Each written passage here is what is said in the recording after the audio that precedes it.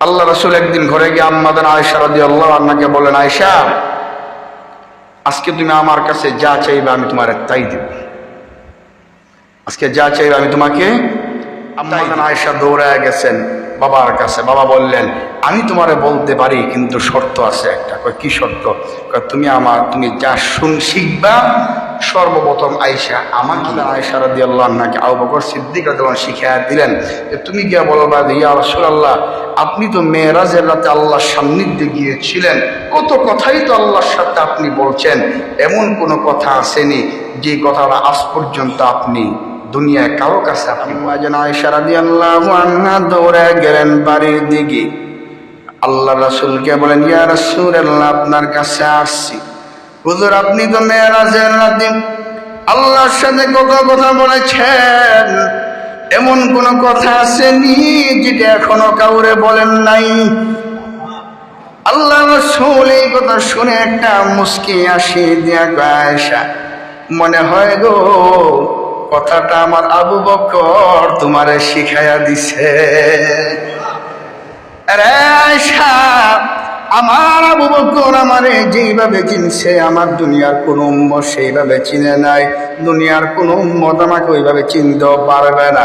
এই জন্য দুনিয়ার সমস্ত উম্মতের পাওনা আমি দিতে পারলেও আয়েশা, আমার আবু বকরের পাওনা আমি নবী দিতে পারি নাই।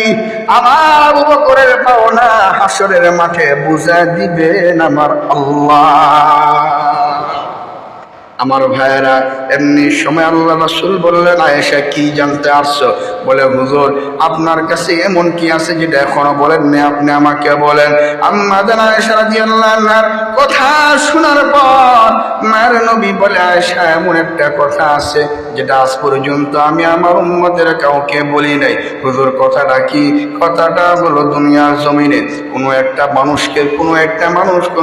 মানুষকে যদি এতটুকু উপকার করে, মানুষের হৃদয়টা ভাঙ্গা, মনের ভিতরে কষ্ট, কোন মাধ্যমে যদি কষ্ট দূর করে দেয়, আমার আল্লাহ বলেছেন ওই বান্দা বান্দির জন্য আমার আল্লাহ একটা জান্নাত বানায়া দিবে।